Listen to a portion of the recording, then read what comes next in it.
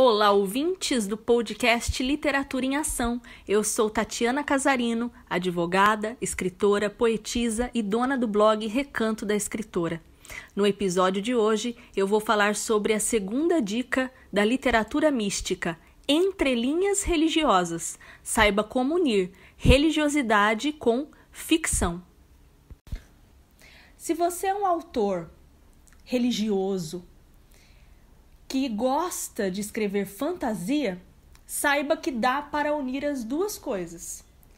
Muitas vezes, o leitor jovem, ele não gosta de livros de autoajuda, torce o nariz para livros de espiritualidade. Eu leio livros de espiritualidade, sempre amei autoajuda desde os 12 anos, e eu sou uma exceção. Eu lia muitos livros de fantasia, romances, aquelas sagas que a garotada ama, aquelas sagas românticas que as mulheres gostam, mas eu também sempre li livros religiosos porque é o meu perfil, é o que eu gosto. Mas a maioria dos adolescentes, dos jovens, eles não gostam de ler livros com uma linguagem puramente espiritual ou de autoajuda. O jovem, ele busca livros de fantasia. E a juventude está na idade mesmo de fantasiar, de sonhar acordada. E é saudável fantasiar até certo ponto, sonhar é muito bom.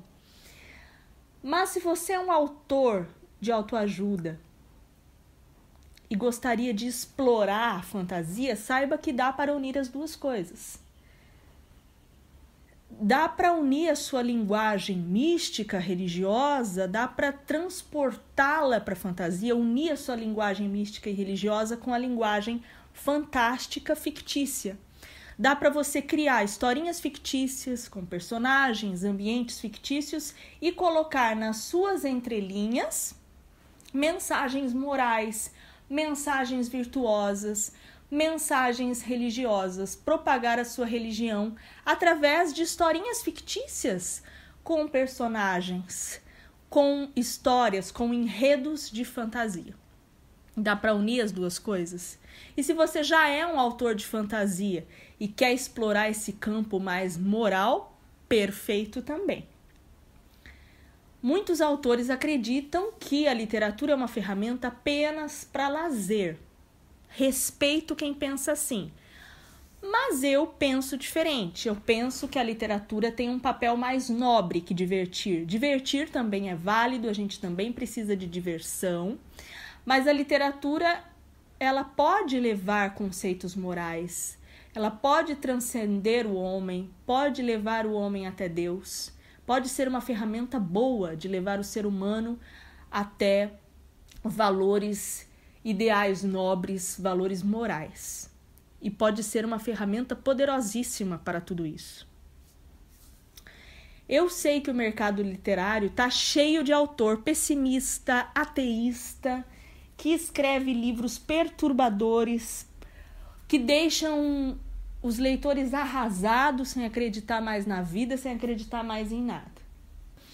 E pra gente que é otimista, pra gente que é religioso, tem campo pra gente, tem espaço pra gente dentro do mercado literário, sim. E a gente pode até fazer um bem pro leitor. Levar paz para o coração dos leitores, levar otimismo, levar Deus, levar mensagens boas, de amor, de paz, de harmonia, através de nossas histórias. A nossa presença é de fundamental importância dentro da literatura. Um mundo cheio de gênios perturbados e céticos. A presença de pessoas que irradiam luz, confiança e fé é necessária também.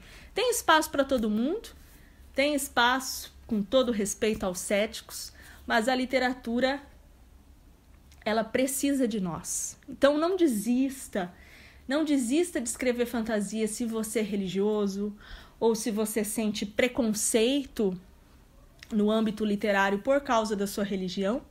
Você não é obrigado a ser um gênio perturbado, você não é obrigado a ser cético, a escrever o que todo mundo está escrevendo. Faça diferença, escreva histórias boas, histórias simples, histórias com mensagens morais e com entrelinhas religiosas. É difícil às vezes você conciliar, você dizer que é um autor de fantasia cristão, as pessoas acham sempre que você é louco. Primeiro porque, às vezes, você não encontra espaço nem no ambiente cristão, nem no ambiente fantástico.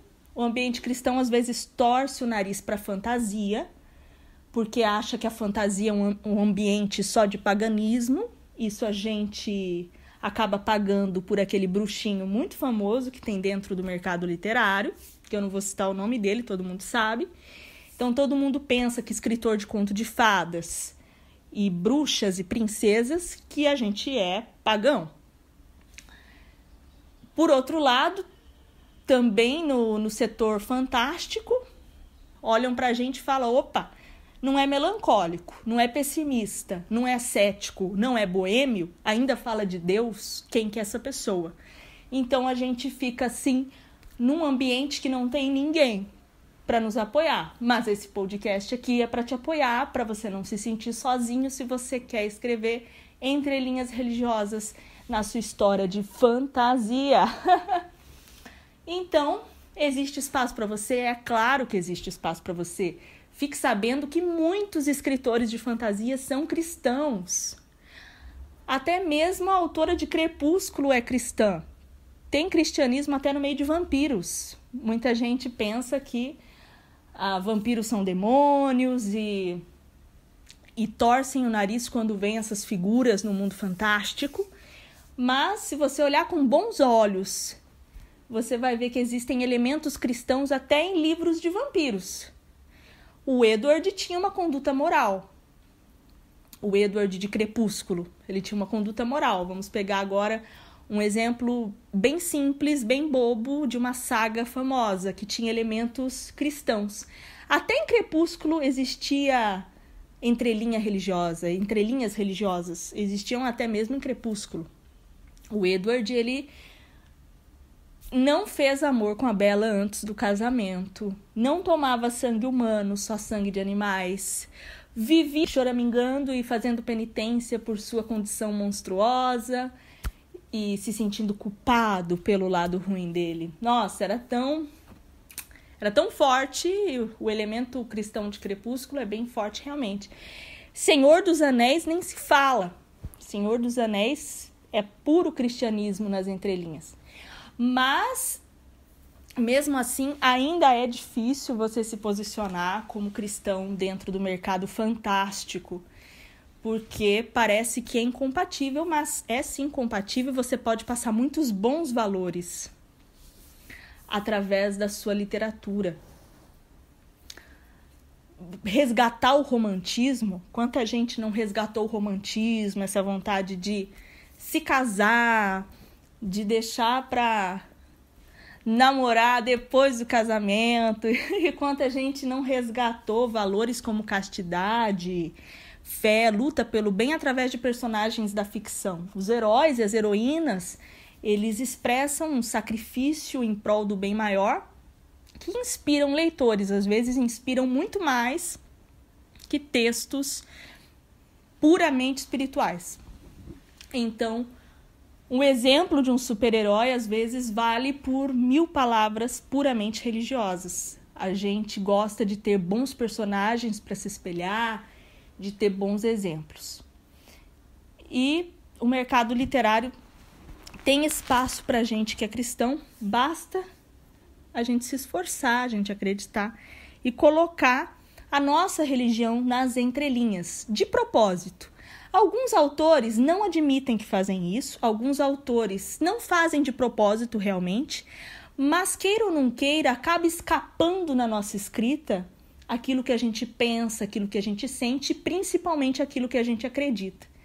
Então, seja intencional ou não, as nossas crenças, uma vez ou outra, escapam na literatura. Por mais que existam aqueles autores que falam, não, eu não gosto de entrelinhas religiosas, eu não misturo as coisas, eu não falo das minhas crenças na minha escrita é mais impessoal, ou a minha fantasia não tem nada a ver com a minha vida pessoal e crenças. Mesmo esse autor que não quer misturar as estações, uma hora ou outra, vai acabar escapando o que ele pensa. As nossas crenças escapam, falam mais forte do que nós na nossa escrita. E eu já coloco de maneira proposital. eu faço um jogo misterioso com o leitor. Eu coloco pistas de entrelinhas religiosas para o leitor descobrir. Porque assim, tem que ter empatia pelo leitor. Quando você for escrever, pense em você mesmo enquanto leitor.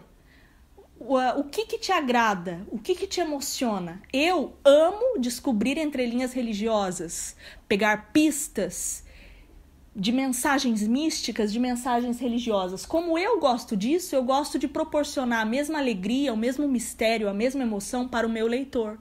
Então eu espalho entrelinhas religiosas para o leitor ter a alegria de procurar, de captar. Não seja tão explícito, o mistério instiga bastante o leitor. E eu coloco muitas entrelinhas religiosas nas minhas histórias. Eu já usei sereias para falar de cristianismo, a minha poesia Sereia da Cauda Prateada, a história Sereia da Cauda Prateada, é uma história bastante cristã, de conversão ao cristianismo, de transformação da alma para seguir um bom caminho. E como o cristianismo tem o símbolo do peixe muito forte, desde que Jesus mandou Pedro ser pescador de almas, eu acabei criando uma mulher metade peixe, sereia. Sereia é um símbolo muito recorrente na literatura fantástica e eu usei esse símbolo para escrever uma história com elementos do cristianismo. E já coloquei elementos do cristianismo em várias outras poesias. Gosto de escrever poesias baseadas em histórias de santos e poesias místicas com mensagens morais. Dessa forma, eu instigo o leitor a buscar qual o significado religioso daquela história ou daquela poesia. É uma excelente forma de propagar a sua religião através da fantasia. Então, se lembre, esta é a segunda dica da literatura mística. Entrelinhas religiosas. Coloque analogias de parábolas, de mensagens, de contos, de trechos do livro religioso que você segue. Pode ser contos budistas, parábolas cristãs, não importa a sua religião. Você pode colocar, se inspirar naquela parábola, naquele trecho religioso e transpor para a sua literatura fantástica. Você pode se inspirar em Salomão para criar cenas de justiça na literatura fantástica. Você pode se inspirar no Bom Samaritano para criar um personagem generoso, um super-herói. Você pode se inspirar em contos budistas para criar personagens que buscam o autoconhecimento. A variedade é infinita.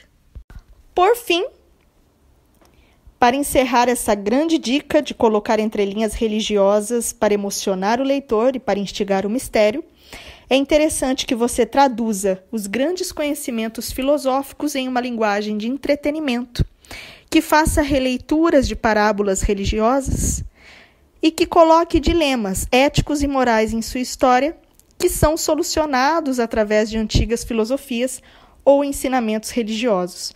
Juntando os elementos de sua religião, dá para criar cenas fantásticas e arquétipos muito cativantes e carismáticos.